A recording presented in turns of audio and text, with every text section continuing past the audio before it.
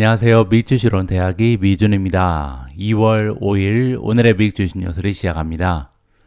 오늘도 변함없이 미국 주식 투자의 정석을 지키고 있는 미준에 오신 것을 환영합니다. 미준 패밀리 여러분들 즐겁고 편안한 주말 보내셨으리라고 믿습니다. 저는 감기가 좀 심해져서요. 주말이 솔직히 재미가 없었습니다. 이 방송 함께 해주시는 분들 감기 조심하시고요. 이번 감기는 좀 오래 가더라고요. 그래서 저희 가족이 지금 번갈아 가면서 감기를 앓고 있는데 한번 걸리면 좀 시간이 오래 걸립니다. 이번 주는 제가 개인적으로 일정이 좀 많이 있어서 빨리 회복을 해야 되는데 걱정이 좀 됩니다. 방송 보시는 분들이 성원을 해주시면 이번 주에도 힘을 내서 정진해 보도록 하겠습니다. 자, 그러면 2월 5일 준비된 월요일 오늘의 미국 주식 뉴스 바로 시작합니다. 월요일 방송입니다. 오늘도 지난주에 미국 증시 시황부터 정리를 해드리도록 하겠습니다. 일단 핀비지.com의 S&P 500 맵을 보시면요. 푸른색이 전반적으로 레드색을 압도하고 있잖아요. 따라서 전반적으로 지난주에도 시장은 상승 추세를 만들어냈겠구나 짐작이 가능하고요. 하지만 한 가지 굉장히 흥미로운 점이 보이는데요. 지지난주까지는 우리가 S&P 500 맵을 봤을 때 특정 섹터는 올라가고 또 특정 섹터는 떨어지는 이런 섹터별의 퍼포먼스가 굉장히 눈에 띄었습니다. 그런데 이번 주에는요, 조금 다른 양상이 나타나는데 같은 섹터 안에서도요, 올라간 종목과 떨어진 종목이 공존하는 것을 쉽게 볼 수가 있죠. 헬스케어에서도 반은 올라가고 반은 떨어졌잖아요. 뭐 J&J 같은 경우는 2% 가까이 떨어졌는데 릴라이 릴리 같은 경우는 오히려 4% 이상 급등을 했고요. 다른 종목도 마찬가지입니다. 커뮤니케이션 섹터를 봐도 메타는 20% 이상 급등을 했는데 구글은 7% 가까이 하락을 했고요. 뭐 테크주도 마찬가지죠. 여기 보시면 반도체 주식이 또 대표적인데요. 인텔은 2.4% 떨어졌고 퀄컴도 6%나 하락을 했습니다. 하지만 그 와중에 엔비디아 같은 경우는 8.4%나 급등을 했잖아요. 따라서 지금 같은 섹터 안에서도 성적이 좀 갈리는 굉장히 재미있는 현상을 발견할 수가 있습니다. 이 얘기는요, 지난주에 본격적으로 어닝 시즌이 시작이 됐다는 것을 우리가 살펴볼 수가 있는 거죠. 따라서 같은 섹터 안에서도 어닝 실적이 좋으면 주가가 굉장히 좋은 상승 추세를 만들어내고 또 어닝 실적이 좋지 않으면 주가가 떨어지는, 따라서 실적 장세가 펼쳐지고 있다, 이렇게 정리가 가능합니다. 다음에는 지수의 움직임을 좀 보시겠습니다. S&P 500은 일주일 동안 1.34% 급등 추세를 지켜냈고요. 나스닥 역시 1% 이상 상승하는 좋은 추세를 만들어냈습니다. 다음에는 성장주 중에 지난 한 주 동안 주가의 상승 추세가 가장 좋았던 종목의 이름을 살펴보도록 하겠습니다. 가장 위에 플러그 파워가 보입니다. 일주일 동안 주가가 무려 37% 폭등을 보였고요. 플러그 파워의 추세가 이렇게 좋았던 이유는 지난주 방송에서 제가 잠깐 설명드린 것처럼 조지아에 있는 새로운 수소 공장에서 드디어 첫 번째 고객사에게 수소 연료를 공급했다라는 뉴스가 전달됐기 때문입니다. 따라서 앞으로는 공급이 확대되기 때문에 매출이 급등할 수 있다, 이러한 기대감이 올라갔던 거죠. 두 번째로 루시드도 25% 가까이 급등을 했는데요. 루시드 같은 경우는 엄청난 호재는 없었습니다. 하지만 사우디에 있는 알루미늄 판넬 공급 업체와 3년간 파트너십을 구축했다라는 뉴스가 들려왔고요. 여기서 이제 플러그 파워 그리고 루시드 관련해서 한 가지 우리가 주목할 부분이 있는데요. 두 종목의 공매도 비율입니다. 공매도율을 보시면 무려 30%에 육박을 하거든요. 전체 발행 주식의 무려 30% 가까이가 공매도에 들어가 있는 셈인데요. 그 의미는 작은 호재라도 발생을 하면 공매도 스퀴즈가 발생할 가능성이 높습니다. 따라서 지난주에는 공매도 스퀴즈의 영향이 있었다는 것을 우리가 짐작을 해볼 수가 있는 거죠. 앞으로도 이제 좋은 소식이 계속해서 겹치게 되면 공매도 스퀴즈가 이어질 수 있는 거고요. 아니면 다시 펀더멘탈의 영향으로 폭락을 이어나갈 가능성도 있다, 이렇게 우리가 전망이 가능합니다. 그 밖에 다른 종목은 펀더멘탈이 뒷받침되면서 주가가 급등한 사례가 대부분입니다. 예를 들어서 SMCI 같은 경우는 22.25% 급등을 했는데요. SMCI는 어닝 결과도 굉장히 좋았고요. 특히 가이던스를 추가적으로 상승 조정하면서 주가의 급등을 도모했습니다. 메타 같은 경우도 여러분들 잘 알고 계신 것처럼 어닝 실적도 굉장히 탄탄했고요. 좋은 가이던스와 더불어서 이제 메타는 배당을 지급한다라는 놀라운 소식이 전달이 됐죠. 그러면서 주가가 20% 이상 급등을 했습니다. 몽고DB가 플러스 10.3%로 마무리가 됐고요. 애쉬는 플러스 8.87, 엔비디아 플러스 8.40, 데이터독 플러스 8.36, 스노우플레이크 플러스 8.02, 아마존 플러스 7.98, 시리미티드 플러스 6.19, 크리스퍼 플러스 6.13, 캐터필러 플러스 5.23, 넥스트라 에너지 파트너즈가 5.17% 올라가면서 가장 좋은 추세를 만들어냈습니다. 다음에는 시장의 상승 추세에도 불구하고 주가가 떨어진 종목이 좀 있는데요. 펠로톤이 가장 좋지 않았습니다. 무려 26.9% 폭락을 했는데요. 펠로톤의 주가가 이렇게 떨어진 이유는 역시 실적 발표였습니다. 어닝 실적이 기대치에 미치지 못하면서 커다란 폭으로 주가가 떨어졌고요. 울프스피드도 22.24% 떨어졌는데요. 마찬가지로 어닝 실적의 영향이었다. 이렇게 보시면 됩니다. 따라서 앞에서 S&P 500 맵을 보면서 제가 설명드린 것처럼 지금은 실적이 가장 중요하다. 실적 장세다. 이렇게 보시면 되겠습니다. 그 밖에도 SQM이 마이너스 13.46%, 니오가 마이너스 9.77, 나비타스 마이너스 9.19, 추이 마이너스 8%, 버진 갤럭시 마이너스 7.94, 사운드 하운드 AI 마이너스 7.61, 다큐사인 마이너스 7.20, 블룸에너지 마이너스 6.98, 아이온큐 마이너스 6.72%로 가장 좋지 않은 흐름을 만들어냈습니다. 자, 여기서 한 가지 더 우리가 주목할 만한 부분이 있는데요. 제가 상승장에서는 보통 주가의 흐름이 가장 좋은, 모멘텀이 좋은 종목에 투자하는 것이 좋다. 이러한 조언을 드린 적이 있는데요. 실제로 최근에 계속 상승장이 지속되고 있는데도 불구하고 여기 나와 있는 종목들은요. 지난 한 달 동안도 마이너스를 기록한 종목이 대부분입니다. 다큐사인 그리고 구글을 제외한 나머지 종목은 지난 한 달 동안도 마이너스 수익이었고요. 지난 6개월 동안도 마찬가지죠. 따라서 역시 상승장에도 불구하고 주가가 떨어지는 종목은 모멘텀이 떨어지는 종목이라는 것을 다시 한번 확인해 볼 수가 있었습니다. 마지막으로 미준 탑 12의 성적입니다. SMCI가 일주일 동안 22% 이상 급등을 했고요. 엔비디아가 플러스 8.40, 아마존 플러스 7.98, 팔란티오 플러스 4.10, 우버 플러스 3.89, 소파이 플러스 3.41, 테슬라 플러스 2.54, 마이크로소프트 플러스 1.80%로 마무리가 됐습니다. 반면 네 종목은 일주일 동안 떨어졌는데요. 온세미가 마이너스 1.23, TSMC 마이너스 1.29, 인피니온 마이너스 1.72, 나비타스가 9.19% 떨어지면서 가장 좋지 않았습니다. 미준 탑 12 역시도 최근 들어서 1개월, 6개월 동안 가장 주세가 좋았던, 모멘텀이 좋았던 종목이 이번 주에도 상승을 했고요. 최근 들어서 모멘텀이 떨어지는 종목이 추가적으로 떨어졌다는 것을 다시 한번 확인해 볼 수가 있을 것 같습니다. 오늘은 일단 지난주 금요일날 발표된 뉴스 중에 가장 중요한 소식부터 전달을 해드리도록 하겠습니다. 제가 미준 속보를 통해서 금요일날 공유를 해드린 내용이고요. 1월달에 고용보고서가 발표가 됐는데요. 35만 3천 개의 일자리가 추가되면서 예상치를 초과했고요. 한 가지 더 놀라운 점은 평균 소득 상승이 가속화되고 있습니다. 구체적인 내용을 잠깐 보여드리죠. 1월달 미국의 비농업 일자리 수는요. 총 35만 3천 개가 추가가 됐습니다. 그런데 시장의 전망치는 17만 개였거든요. 따라서 2배 이상 증가를 한 거죠. 거기에다가 전달의 수치가 또다시 수정이 됐는데요. 원래 이제 지난달에 발표했을 때는 12월 달에 창출된 일자리의 수는 21만 6천 개였습니다. 그런데 이 수치 역시도 잘못됐다. 34만 3천 개였다. 이렇게 수정이 됐거든요. 따라서 12월 달도 엄청난 뜨거운 시장이었던 거죠. 따라서 12월, 1월 연속으로 정말 고용시장이 엄청나게 뜨겁다는 것을 이 수치를 통해서 우리가 살펴볼 수가 있습니다. 자, 이렇게 미국의 고용시장이 뜨거운 이유는요. 전문직 및 비즈니스 서비스, 의료 서비스, 소매업, 사회 지원 분야에서 일자리가 가장 많이 두드러지게 증가했기 때문입니다. 실업률을 보시면 3.7%가 발표가 됐는데요. 시장의 전망치였던 3.8에 비해서 낮은 수치였고요. 전달 3.7에서 꿈쩍하지 않았습니다. 따라서 아직까지도 미국의 실업률은 거의 완전 고용 수준이다. 이렇게 우리가 인정을 해줘야 되는 거고요. 그리고 한 가지 놀라운 수치가 더 발표가 됐는데요. 바로 평균 시간당 소득입니다.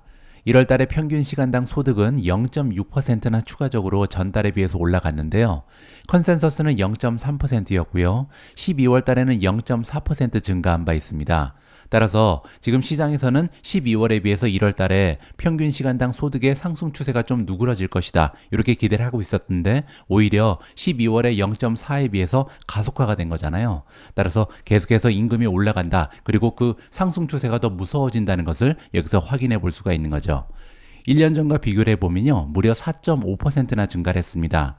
예상치는 4.1%였고요. 12월에는 플러스 4.3이었습니다. 이 4.3 역시도 4.1에서 수정이 되면서 올라간 건데요. 이거에 비해서도 0.2%포인트가 추가적으로 올라갔죠. 따라서 오히려 작년 대비 임금 상승률이 계속해서 올라가고 있는 굉장한 소식을 우리가 접해볼 수가 있었습니다. 여러분들 잘 알고 계신 것처럼 얼마 전에 발표된 코어 PCE 인플레이션의 수치가 2.9%까지 떨어졌습니다. 지금 인플레이션은 3%도 올라가지 않았는데 평균 시간당 소득률은 오히려 4.5%가 올라갔잖아요. 그 얘기는 인플레이션에 비해서도 소득이 훨씬 많이 증가하고 있다는 소식이죠. 따라서 소비자들은 계속해서 소득이 증가하고 있습니다. 따라서 앞으로도 경제가 탄탄한 모습을 발휘할 가능성이 굉장히 높아졌다. 이렇게 해설이 가능한 거죠. 이 소식은요, 단기적으로는 굉장히 커다란 악재입니다. 왜냐하면 제가 여기 미주은의 한마디라고 써놨는데 사실상 3월 달에 금리 인하는 물 건너간 거죠. 따라서 시장의 많은 참여자들이 3월 달부터 금리 인하가 나오지 않을까 이렇게 기대를 하고 있었는데 그럴 가능성이 굉장히 없어졌습니다.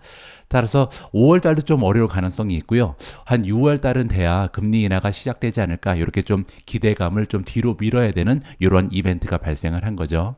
하지만 중장기적으로 봤을 때는요, 이건 오히려 호재로 생각해도 좋을 것 같습니다. 왜냐면요, 연준에서 금리를 인하하는 이유는 크게 두 가지로 분류가 되는데요. 첫 번째는 경제가 망가져서 어쩔 수 없이 금리를 인하하는 경우가 있을 거고요.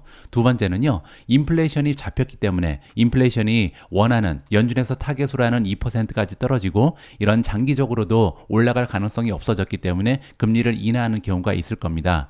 이 첫 번째 시나리오 그리고 두 번째 시나리오는 주식시장에 미치는 영향은 굉장히 다르거든요. 따라서 우리 투자자들이 원하는 모습은 경제는 탄탄한데 인플레이션이 잡혀서 금리를 인하하는 쪽입니다. 따라서 뭐 3개월 정도 늦게 금리가 인하될 가능성은 있지만 이렇게 임금 시장을 비롯해서 경제가 탄탄한 모습을 보이면서 인플레이션이 떨어지는 것이 오히려 투자자 입장에서는 더 반가운 소식이다 개인적으로 판단을 하고 있습니다. 지난주 미국 증시의 상승 추세 역시 몇몇 메가테크 기업이 결정적인 역할을 했습니다. 메타 같은 경우는 20% 이상 급등을 했고요. 엔비디아는 8% 이상 급등 추세를 계속해서 지켜내고 있습니다. 아마존 역시도 7.9% 이상 상승을 하면서 시장의 상승을 도왔고요. 따라서 우리 투자자 입장에서는 지금 현재 매그니피센트 세븐이 지나치게 달리고 있는데 닷컴 버블하고 비슷한 양상을 보이는 거 아닌지 걱정이 될 수도 있거든요. 하지만 이번 기사 내용에 따르면요, 매그니피센트 세븐은 닷컴 버블 5랑은 차이가 있다라는 주장을 제기하고 있습니다. 어떤 내용인지 한번 읽어보시죠. 골드만삭스는 고객들이 가장 많이 하는 질문 중에 하나가 매그니피센트 세븐이 계속해서 뛰어난 성과를 낼 수 있느냐 이렇게 물어보는 투자자가 많다라고 합니다. 전략가 데이빗 코스틴이 등장을 하는데요. 이 전문가는 메모에서 이렇게 얘기합니다. 애플, 아마존, 알파벳, 메타, 마이크로소프트, 엔비디아, 테슬라 이렇게 7종목을 우리가 매그니피센트 세븐이라고 부르잖아요. 이 7개 종목의 주가 수익률이 올해 들어서 2024년 들어서만 8%를 기록하고 있습니다. S&P 500을 전체적으로 보면 4.5% 정도 올라갔거든요. 따라서 S&P 500의 500대 기업 중에 7개 종목은 8% 올라갔고요. 나머지 493개 종목은 3% 올라가는데 그쳤다. 따라서 지금 부익부 빈익빈이 가속화되고 있다. 이렇게 볼 수가 있는 거죠. 따라서 투자자 입장에서는요. 나머지 지수가 지금 18배의 PER에 거래되는 상황인데 매그니피센트 세븐은 지금 PER이 30배거든요. 따라서 이렇게 높은 밸류에이션이 계속해서 지속될 수 있을지 이 부분에 대한 궁금증이 가속화되고 있다. 이렇게 정리가 가능합니다. 이 질문에 대한 대답을 전략가 데이빗 코스트는 다음과 같이 제시합니다. 닷컴 버블이 보여주었듯이 주식이 지속적인 성과를 거두려면 컨센서스에 의해서 설정된 높은 기준을 초과해야 된다. 따라서 지금 현재 매그니피센트 세븐이 계속해서 달리는 이유는요. 컨센서스가 계속해서 올라가기 때문입니다. 어닝에 대한 기대치가 높기 때문이죠. 따라서 이러한 어닝의 기대치, 컨센서스를 달성하게 되면 계속 올라갈 수 있는 거고요. 만약에 컨센서스에 미치지 못하는 어닝을 발표하면 지난주에 구글이 그랬듯이 떨어질 가능성이 있다. 이렇게 보면 되는 거죠. 코스피는 밸류에이션 확대보다는 펀더멘탈 개선이 2019년 이후 매그니피센트 7 주가 상승의 대부분을 견인했다라고 얘기합니다. 주가는요, 밸류에이션 곱하기 실적이잖아요. 따라서 데이비 코스틴이 얘기하는 거는 지금 현재 주가가 올라가는 이유는요, 멀티플이 올라간 것도 있지만 그거보다 중요한 것은 펀더멘탈, 즉 실적이 계속해서 좋아지고 있다. 이렇게 지금 이유를 설명하고 있습니다. 따라서 앞으로도 매출 성장이 매그니피센트 7 주식의 수익률을 견인할 것으로 예상을 한다라고 긍정적으로 전망을 하고 있고요. 상향식 컨센서스, 바텀업 컨센서스에 따르면 이건 뭐냐면요. 각 종목의 컨센서스를 합쳐서 통으로 보는 겁니다. 그렇게 되면요. 7개 기업이 2026년까지 총 12%의 연평균 매출 성장률을 기록할 것으로 예상이 된다라고 합니다. 자, 그런데요. S&P 500 지수에 속한 나머지 493개의 기업 연평균 성장률은요. 3%에 불과합니다. 따라서 다른 기업은 3% 성장을 할 때 이 7개 기업은 무려 12%나 성장을 기대하고 있는 거잖아요. 그렇게 되면 4배 정도의 성장을 기대할 수 있다. 이렇게 우리가 이해를 해볼 수가 있는 거죠. 하지만 매그니피센트 그룹 내에서도 컨센서스 성장률의 추정치가 광범위하게 분산되어 있다라고 설명을 하고 있습니다. 그 얘기는요. 7개 종목이 비슷한 성장률을 기록하는 것은 아니라는 거죠. 엔비디아 같은 경우는 향후 3년 동안 연간 31%의 놀라운 속도로 매출이 증가할 것으로 예상이 되는데 문제는 애플 같은 경우는요. 연간 성장률이 6%에 불과하다고 합니다. 따라서 앞으로 다가오는 미래에는 매그니피센트 7 내에서도 성장률이 차이가 많이 나기 때문에 주가의 수익률도 차이가 날 수 있다. 이렇게 우리가 예상을 해볼 수가 있는 거죠. 그리고 또 한 가지 지난 6개월 동안 어닝 추정치 수정도 굉장히 다양했다라고 얘기합니다. 그 얘기는요. 미래에 대한 전망이 계속해서 바뀌고 있다는 거죠. 따라서 종목에 따라서 어떠한 종목이 계속해서 어닝이 성장 추세가 가속화되는지 지켜볼 필요가 있다는 거죠. 엔비디아 같은 경우는 2024년 컨센서스 매출 전망치가요. 지난 6개월 동안 무려 57%나 추가적으로 증가했습니다. 하지만 테슬라 같은 경우는 전망치가 오히려 14% 감소했고요. 따라서 시장 참여자들 입장에서는 계속해서 이러한 어닝 추정치가 올라가는지 떨어지는지 이 부분도 자세히 살펴볼 필요가 있다. 이렇게 설명이 가능합니다.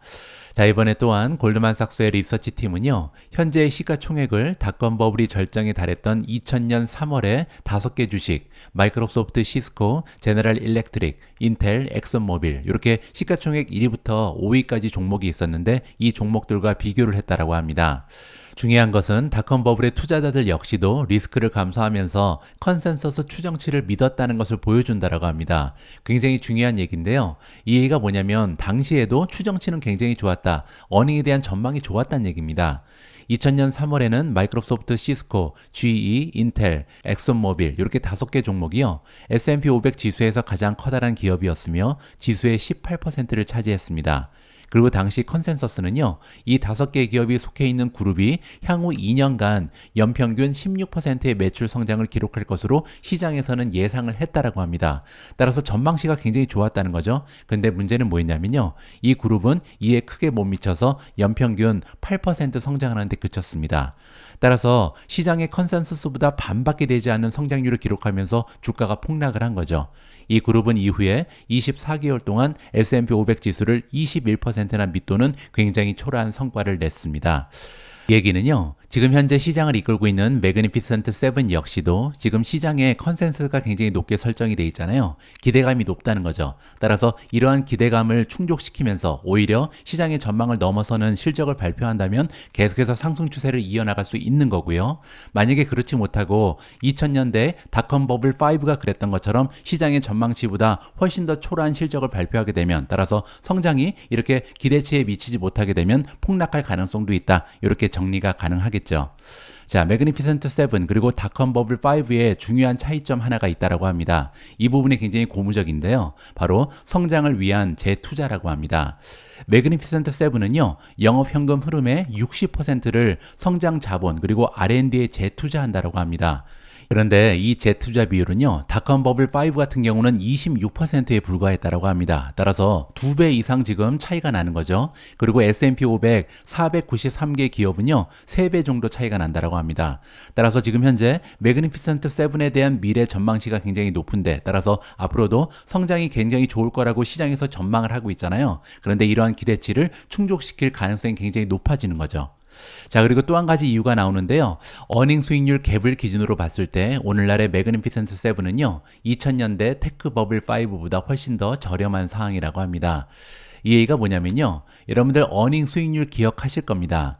100 나누기 기업이 가지고 있는 멀티플이라고 말씀드린 적이 있잖아요. 따라서 멀티플이 20이면 100 나누기 20은 5잖아요. 그러면 이제 어닝 수익률이 5%다. 이렇게 계산이 가능하거든요. 근데 여기 보시면 갭이라고 나와 있잖아요. 갭은 차이를 얘기합니다. 뭐와 뭐의 차이냐면요. 시장의 안전자산, 안전자산은 보통 10년짜리 국채 금리를 얘기합니다. 국채 금리랑 어닝 수익률을 비교했을 때 차이가 어느 정도 나는지 이걸 우리가 어닝 수익률 갭이라고 보시면 되거든요. 자, 그런데 2000년대에 닷컴 버블이 꺼졌을 때는요. 10년 국채 금리가 무려 6%에 달했었거든요. 따라서 안전자산의 수익률이 6%인데 굳이 이렇게 위험을 감수하면서 주식 투자를 해야 되나 이러한 회의감이 몰려올 가능성이 굉장히 높았던 거죠. 하지만 지금은 10년 국채 금리가 4%까지 떨어졌습니다. 따라서 안전자산에 투자하는 것보다 위험을 조금 감수하더라도 이런 매그니피센트 7에 투자하는 그런 투자자들이 많이 발생할 가능성이 높다. 이렇게 해석이 가능할 것 같습니다. 이번 기사의 내용을 정리를 해보면요. 과거 2000년대에 있었던 닷컴 버블 그리고 2024년 매그니피센트 7의 상황은요. 한 가지 공통점이 있습니다. 바로 시장의 전망치, 기대감인데요. 현재 과거 닷컴 버블을 이끌었던 5개 종목 그리고 지금 현재 시장을 이끌고 있는 7개 종목에 대한 기대감은요. 굉장히 높다. 따라서 다가오는 미래에 이 종목들이 성장 추세를 가속화하면서 계속해서 미국 증시를 끌어올릴 것이다. 이러한 기대감이 존재한다는 것을 확인해 볼 수가 있었습니다. 하지만 2000년대에는 안타깝게도 이러한 시장의 기대를 실적이 받침을 대지 못하면서 주가가 폭락하는 계기가 마련이 됐잖아요. 2024년에는 이러한 기대감을 달성할 가능성이 조금 더 높아 보입니다. 왜냐면요. 지금 현재 만들어내는 영업현금 흐름의 60%를 재투자하고 있는 것이 매그니피센트 7이거든요. 따라서 조금은 더 우리 투자자들의 기대감을 충족시켜줄 가능성이 높다. 이렇게 긍정적으로 마무리를 해보도록 하겠습니다. 다음은 메타 플랫폼주 관련된 기사인데요. 지난주에 메타는 앞으로는 배당금을 지급하겠다라는 놀라운 소식을 발표했습니다. 따라서 저 같은 기존의 주주 입장에서는요. 그렇다면 메타의 주식을 좀 추가 매수해야 되나 이러한 궁금증을 가지게 되고요. 또 메타에 투자를 하고 있지 않은 투자자 입장에서도 그러면 지금부터라도 메타 주식을 좀 사볼까? 이렇게 좀 의문점을 가질 수밖에 없는 시점이거든요. 따라서 과거의 유사한 사례를 통해서 앞으로 향후 메타 주식의 미래를 한번 살펴보면 재미가 있을 것 같습니다. 메타가 드디어 시작합니다. 이 회사는 목요일에 사상 첫 분기 배당금을 발표했고요. 메타는 2월 20일 기준으로 기록된 주주들에게 3월 26일 날 50센트씩 배당금을 지급할 예정에 있습니다. 여기 나와 있는 기준일은요. 그 하루 전이 엑스 디비던 데이시다. 이렇게 보시면 됩니다. 그 얘기는요. 2월 21일 날 메타의 주식을 매수하셔도 배당금은 받을 수 없습니다. 따라서 2월 20일까지는 메타의 주주가 돼야 배당을 받을 수 있다. 이렇게 이해가 가능하고요. 메타는 연간 2달러의 배당금을 지급하게 되고요. 금요일 주가가 475달러에 육박한 것을 감안하면 0.42%의 배당 수익률을 제공한다. 이렇게 볼 수가 있습니다. 여러분들 아마 잘 알고 계실 텐데요. 배당 수익률은 계속해서 변화합니다. 왜냐하면 계속해서 주가가 변하기 때문이죠. 2달러를 나누기 지금 현재 주가가 475라 그랬잖아요. 475 곱하기 100 하시면 바로 0.42가 나옵니다. 따라서 한 주당 배당 수익률은 0.42%다. 이렇게 정리가 가능한 거죠. S&P 500에서 배당금을 지급하는 주식의 평균 수익률은 2%라고 합니다. 따라서 아직까지 베타의 배당률은 굉장히 초라하다는 것을 살펴볼 수가 있는데요. 하지만 그럼에도 불구하고 일반적으로 기업들은요. 소규모로 배당을 시작합니다. 따라서 앞으로도 메타의 배당금이 계속해서 상승할 가능성이 높다. 이렇게 암시를 주는 거죠. 메타의 투자자들은 따라서 이제 배당금 증가와 주식의 상승을 동시에 기대할 수 있다라고 좀 긍정적으로 예측을 하고 있고요. 자, 예를 들어서 한번 살펴보도록 하겠습니다. 과거 마이크로소프트는요. 2003년 1월 16일 날 첫 번째로 현금 배당을 선언했습니다. 연간 배당금은 그때 주당 8센트였는데요. 그렇게 되면 수익률이 0.3%에 불과했다고 합니다. 따라서 메타에 비해서도 오히려 낮은 수익률로 시작을 한 거죠. 그리고 나서 1년 후에 마이크로소프트의 주가는 10%나 상승을 했고요. 연간 배당금은요, 8센트에서 16센트로 무려 100%나 인상이 됐습니다. 그리고 현재 마이크로소프트는요, 분기당 무려 75센트의 배당금을 지급하고 있는데요.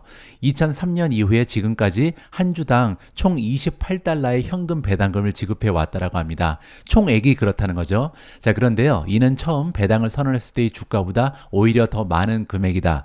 따라서 정리를 해보면요, 만약에 2003년에 마이크로소프트의 주식에 투자를 했으면요, 그때부터 지금까지 주가가 하나 더 올리지 않았다 해도 배당금만 가지고도 100% 이상의 수익을 낼 수 있었다. 이렇게 정리를 해볼 수가 있는 거죠. 자, 두 번째 예는 애플인데요. 애플 같은 경우는 1995년 현금 배당금 지급을 중단했다가 2013년부터 다시 현금 배당을 선언했다라고 합니다. 따라서 2013년 1월부터 지금까지의 상황을 지켜보는 것이 좋겠죠. 모든 주식 분할을 감안했을 때 2013년 현금 배당은요, 연간 수익률이 1.4%였습니다. 따라서 처음부터 애플의 수익률은 좀 높았다. 배당률이 굉장히 높은 주식 중에 하나였죠. 배당금 지급이 재개된 12개월 이후에 애플의 주가는 무려 24%나 상승을 했고요. 현재 애플은요, 배당 재개 이후 지금까지 주당 약 34달러의 배당금을 지급했다라고 합니다. 지금 2013년부터 지금까지 20년간 지급한 배당금의 총합이 34달러다. 이렇게 이해하시면 되고요. 그런데 중요한 건 뭐냐면 2013년에 애플의 주가가요, 13달러에 불과했습니다. 따라서 그때 만약에 애플의 주식을 샀으면요, 지금까지 받은 배당금이 그때 주가에 비해서도 뭐 2배 이상 올라간 거잖아요. 따라서 엄청난 수익을 이 배당금만 가지고도 올릴 수 있었던 주식이 바로 애플이었다. 이렇게 살펴볼 수가 있는 거죠. 따라서 표본 크기가 두 개로 굉장히 작긴 하지만 두 결과 모두 굉장히 고무적인 결과다. 이렇게 정리가 가능하겠죠. 따라서 만약에 메타 플랫폼즈 역시도 10년, 20년 이후를 바라보면서 장기적으로 투자한다면 지금 배당을 시작하는 시점이 좋은 진입 시기가 될 수 있다. 이렇게 정리가 가능하겠죠. 자, 마지막 파트에서는 어떤 얘기가 나오냐면요. 지금 현재 매그니피센트 7 주식 중에 3개 종목이 배당을 지급하고 있는데요. 앞으로 다가오는 미래에 과연 알파벳이라든지 아마존, 테슬라는 언제쯤 배당을 지급할 것인가, 여기에 대한 예측입니다. 지금 현재로서는요, 구글, 즉 알파벳의 배당 지급 가능성이 굉장히 높다라고 합니다. 그 이유가 뭐냐면요, 알파벳 같은 경우는 현재 만들어내고 있는 잉여 현금 흐름에 25%만 배당을 한다면 1%라는 건강한 배당 수익률을 달성할 수 있기 때문이죠. 따라서 미래를 위한 투자를 하면서도 동시에 배당을 할 수 있는 기업이 바로 알파벳이다. 이렇게 정리가 가능하고요. 아마존 같은 경우는 조금 빡빡하긴 합니다. 하지만 그럼에도 불구하고 2024년에 660억 달러의 잉여 현금 흐름을 창출할 것으로 기대되는 것이 아마존이거든요. 따라서 그렇게 되면요, 그 중에 20%만 배당을 하면 0.8%의 배당 수익률을 얻을 수 있는 것이 아마존이다. 따라서 지금 현재로서는요, 아마존 그리고 구글이 가까운 미래에 배당을 실시할 가능성이 높은 메가테크 기업이다. 이렇게 정리가 가능합니다. 다음은 지난주에 주가가 8%나 급등을 한 아마존 관련된 소식입니다. 아마존 관련해서는 하나의 호재 그리고 하나의 악재가 등장을 했는데요. 먼저 긍정적인 뉴스부터 확인을 해보시죠. 현재 시가총액이 1조 7,730억 달러에 달하는 아마존은요, 2021년 이후 처음으로 기업 가치에서 알파벳을 공식적으로 추월했다라는 뉴스입니다. 아마존의 이런 이정표는요, 예상보다 더 나은 4분기 실적 그리고 낙관적인 1분기 가이던스로 인해서 주가가 2년 만에 최고치를 달성하면서 기록이 됐습니다. 월가 애널리스트들은요, 지금 현재 RBC 캐피탈의 의견에 무게를 실었다. 어떤 의견이 나오고 있냐면요, AWS가 향후 몇 년 동안 수백억 달러의 잉여 현금 흐름을 창출할 것이다. 따라서 앞으로 다가오는 미래에 아마존의 현금 흐름이 굉장히 좋아질 것이다. 이러한 의견이 대두되고 있는 상황입니다. 아마존은 전년 대비 주가가 51% 상승을 했고요. 같은 기간 알파벳 역시 41% 상승했습니다. 하지만 그럼에도 불구하고 순위가 바뀌어버렸다. 이렇게 보시면 될 것 같고요. 자, 참고로 글로벌 기업들의 시가총액 순위를 2024년 2월 3일 기준으로 다시 한번 점검을 해보도록 하겠습니다. 여러분들 알고 계신 것처럼 마이크로소프트가 지금 유일하게 3조 달러 이상으로 올라가 있는 기업이고요. 시가총액 1위입니다. 2위가 애플이고요. 애플의 시가총액은 1.873 트릴리언으로 많이 떨어져 있는 상황이고요. 3위는 사우디의 아람코, 4위가 아마존이죠. 1.775. 자, 구글이 5위입니다. 1.774. 아마존과의 차이는 별로 나지 않고요. 엔비디아가 6위입니다. 1.634 트릴리언이고요. 7위가 메타 플랫폼즈 1.220이고요. 8위부터는 이제 1조 달러에 미치지 못하죠. 버크셔 해스웨이가 8위, 9위가 일라이 릴리고요. 10위가 TSMC입니다. 반면 테슬라는 지금 11위까지 시가총액 순위가 좀 밀려나 있는 상황이고요. 그 밖에 브로드컴이 12위에 랭크가 되어 있다는 것을 확인해 볼 수가 있었습니다. 다음에는 아마존 관련해서 긍정적이지 않은 뉴스 하나가 있는데요. 제프 베조스가 내년까지 5천만 주의 아마존 주식을 매각할 계획이라고 합니다. 어느 정도의 데미지를 우리가 좀 예상을 해야 될지 계산을 잠깐 해보면 좋을 것 같습니다. 아마존의 제프 베조스 회장은요, 내년 초까지 최대 5천만 주를 매각할 수 있는 계획을 세웠다라고 회사가 금요일 날 공개했습니다. 자, 이번에 이렇게 엄청난 계획이 공개된 이유는요, 2020년에 제정됐던 여기 나와 있는 10b5-1 C의 일환으로 기업 입장에서는 어쩔 수 없이 공개를 해야 되는 거라고 합니다. 2023년 연례 보고서에 공개가 됐고요. 자, 그러면서 2025년 1월 31일까지 최대 5천만 주를 매각할 수 있는 그런 기회가 마련이 됐다. 이렇게 보시면 됩니다. 1994년 아마존을 공동 창업한 베조스는요, 지금 현재 아마존 지분의 10%를 보유하고 있다고 합니다. 개수로 따지면요, 약 9억 9천만 주를 소유하고 있거든요. 따라서 5천만 주 나누기 9억 9천만 주 하면요, 가지고 있는 주식의 한 5% 정도를 이번에 정리한다. 이렇게 보시면 되고요. 그리고 지금 현재 아마존 지분의 10%를 가지고 있다고 했잖아요. 따라서 전체 발행 주식의 한 0.05% 정도를 파는 셈이다. 따라서 우리가 생각했던 것보다 엄청난 파급 효과가 있지는 않을 것 같습니다. 따라서 제가 보기에는 악재라고 할 수 있지만 그럼에도 불구하고 엄청나게 주가가 떨어지는 일은 없을 것이다. 이렇게 예상을 해볼 수가 있는 거겠죠. 현재 수준에서 5천만 주의 주식은 베조스에게 약 86억 달러의 가치가 있고요. 베조스는 순 자산이 지금 1,850억 달러로 추정이 되고요. 그렇게 되면 세계에서 세 번째로 부유한 사람입니다. 지금 현재 전 세계 1위는요, LVMH, 루이비통 모회사죠. 창립자이자 회장 겸 CEO인 베르나도 아르노다. 이렇게 보시면 되고요. 2위는 테슬라의 CEO 일론 머스크입니다. 자, 따라서 엄청난 주식을 팔긴 합니다. 5천만 주를 매각할 계획을 세웠는데요. 그럼에도 불구하고 발행 주식의 0.05% 정도밖에 되지 않기 때문에 엄청난 파급 효과는 없을 것이다. 이렇게 정리가 가능합니다.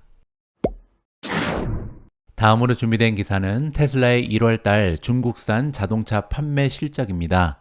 다른 중국 기업들과의 실적을 비교해 보면서 테슬라가 1월달을 어떻게 시작했는지 분석을 한번 해보도록 하겠습니다. 중국의 주요 전기 자동차 제조업체들이 대부분 계절적 요인으로 인해서 판매량이 감소하면서 테슬라의 지난달 중국산 차량 판매량은요, 12월에 비해서 감소했습니다. 중국 승용차 협회가 지난주에 발표한 데이터에 따르면요, 테슬라는 1월 달에 71,447대의 중국산 차량을 판매했습니다. 여기 나와 있는 중국산 차량이라는 것은요, 해외 시장으로의 수출을 포함한 수치입니다. 따라서 중국 내의 내수용 그리고 수출한 수치를 포함해서 1월 달 한 달 동안 중국에서 만들어서 판매한 수치가 71,447대다. 이렇게 보시면 될 것 같고요. 작년에 같은 달에 비하면 8.17% 성장을 했습니다. 하지만 12월에 94,139대보다는 24.1% 감소를 했고요.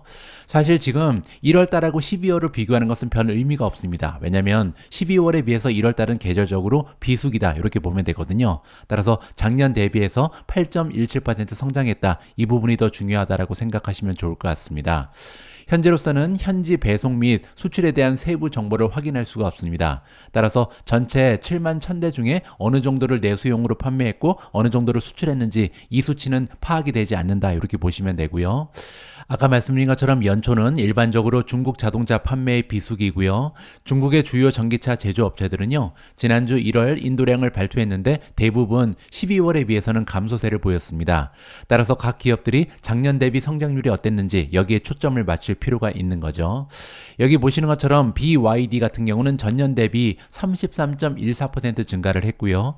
니오 같은 경우는 전년 동월 대비 18.21% 증가했습니다.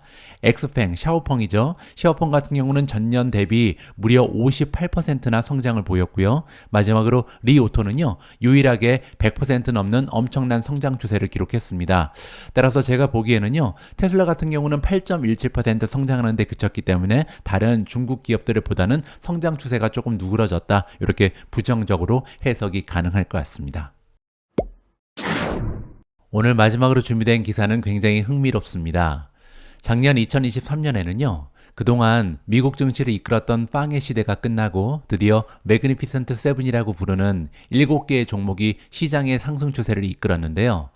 매그니피센트 세븐도 이제는 과거다. 이제 2024년부터는요, M&M의 시대가 도래했다라는 주장이 제기되고 있습니다. M&M은 과연 어떤 주식을 얘기하는지 이번 기사를 통해서 살펴보시죠. 레이먼드 제임스라는 투자 기관에 따르면 이른바 빵 그리고 매그니피센트 세븐 기술주 그룹은요, 그동안 시장에서 스타의 순간을 보냈지만 이제는 그들의 시대가 끝나고 새로운 포트폴리오가 주목을 받을 것이다, 이렇게 주장을 하고 있습니다. 그들은 바로 M&M인데요. M&M은 초콜릿을 얘기하는 게 아니고요. 현재 AI 시대를 선도하는 마이크로소프트, 엔비디아, 그리고 메타, 이렇게 세 종목을 줄여서 부르는 것이 M&M이라고 합니다. 자, 애널리스트 이름은요, 레이먼드 제임스에서 일하고 있는 조시 백이고요. 조시 백의 성적도 한번 봐야겠죠. 별 5개를 받고 있습니다. 8,695명 중에 121위에 랭크가 돼 있고요. 성공 확률은 60%, 따라서 10개의 주식을 추천하면 6개가 맞떨어지고요. 지난 1년간 평균적인 수익률은 17.5%를 기록하고 있습니다. 따라서 비교적 양호한 성적을 보이고 있는 그런 애널리스트다, 이렇게 보시면 될 것 같고요. 자, 이 조시백이라는 애널리스트는요, 새로운 그룹을 만들어냈고 특히 메타 플랫폼즈에 대해서 강세를 전망하고 있습니다. 이 메타라는 기업이 예상보다 나은 분기 실적을 발표했고요. 더욱이 사상 첫 배당글 지급을 발표했기 때문이다 라고 설명을 덧붙이고 있고요. 조시백은 메타에 대해서 강력 매수를 재차 강조하고 있고요. 목표 주가를 $550로 올렸습니다. 그렇게 되면요, 금요일날 종가였던 474.99달러에서 16% 가까이 추가적으로 상승이 가능하다, 이렇게 볼 수가 있는데요. 금요일만 여러분들 알고 계신 것처럼 20% 넘게 올라갔잖아요. 따라서 지금 현재도 20% 올라갔지만 향후에도 16% 추가적으로 올라갈 수 있다, 이렇게 기대를 해볼 수가 있는 거죠. 애플, 알파벳, 아마존, 마이크로소프트, 메타, 엔비디아, 테슬라, 이렇게 7종목을 우리는 매그니피센트 세븐이라고 부릅니다. 그리고 이렇게 해성같이 나타난 매그니피센트 세븐은요, 약 10년 전에 만들어졌던 인기 약어 빵을 대체했었죠. 그리고 2023년 부분적으로는 인공지능에 대한 열광에 힘입어서 폭발적인 한 해를 보낸 바가 있습니다. 하지만 새해 들어서 일부 종목은 하락세를 보이고 있습니다. 테슬라가 대표적이고요. 거기에 애플까지도 지난주에 가장 중요한 시장 중에 하나인 중국에서 매출이 13%나 감소하면서 타격을 입은 상황입니다. 현재 애플의 주가는요, 2024년 들어서 3%나 하락을 했습니다. 지금 현재 매그니피센트 세븐의 평균적인 상승률이 8%인 것을 감안하면 굉장히 초라한 성적표죠. 금요일날 개장 전 절에에서 다시 3% 하락한 바 있다, 이렇게 보시면 될 것 같고요. 알파벳 역시도 올해 지금까지는 1% 상승하는 데 그치면서 굉장히 저조한 실적을 보이고 있습니다. 자, M&M으로 다시 돌아옵니다. 이제 레이먼드 제임스는요, M&M이 빵과 매그니피센트 세븐의 바통을 이어받아서 월가에서 가장 인기 있는 차세대 기술 포트폴리오가 될 수 있다, 이렇게 믿는다고 합니다. 이 월스트리트 기업, 기관은요, 메타가 엔비디아 그리고 마이크로소프트에 합류하면서 과열된 AI 경쟁을 주도하는 데 베팅하고 있다고 합니다. 따라서 매그니피센트 세븐과 마찬가지로 M&M의 핵심적인 투자의 원리는 바로 인공지능이다. 따라서 다가오는 미래에는요, 이 세 종목이 인공지능에서 가장 강력한 성장 추세를 보일 것이다, 이렇게 기대를 한다고 이해가 가능합니다. 자, 조시백이라는 애널리스트는 메타에 대해서 이렇게 설명합니다. 엔비디아의 GPU나 마이크로소프트의 애저, 코파일럿 기회보다는 덜 가시적일 수 있다. 따라서 눈에 잘 보이지 않는다는 거죠. 하지만 그럼에도 불구하고 AI로 강화된 참여, 성능 향상과 더불어서 제너러티브 AI로 강화된 B2C 메시징 봇, 그리고 창의적인 자산 생성 기능을 통해서 앞으로 메타 플랫폼즈는요, 250억에서 600억 달러의 AI, 제너러티브 AI 수익 기회가 펼쳐질 것이다. 이렇게 긍정적으로 전망을 안겨주고 있습니다. 실제로 메타의 CEO인 마크 저커버그는요, 더 커다란 워크로드를 처리하기 위해서 앞으로 AI 컴퓨팅 인프라 구축에 지속적으로 투자할 것이다. 이렇게 밝힌 바가 있습니다. 자, 따라서 정말로 매그니피센트 7 중에서 가장 강력한 인공지능의 수혜주는 이 세 종목이 될 수 있을지 관심을 가지고 지켜보면 재미가 있을 것 같습니다. 2월 5일 보내드린 오늘의 미국 주식 뉴스는 여기까지입니다. 오늘 방송 함께 해주신 분들께 감사의 말씀을 전합니다. 오늘 시작하는 한 주 여러분들 계획 잘 세우셔서요, 보람되고 뜻깊은 시간으로 만들어 가시기 바랍니다. 저는 내일 다시 여러분들 투자 활동에 도움될 수 있는 따끈따끈한 소식 모아서 다시 인사드리겠습니다. 우리 모두가 미국 주식 투자로 은퇴하는 그날까지 다 함께 화이팅입니다. 행복한 하루 되세요. 감사합니다.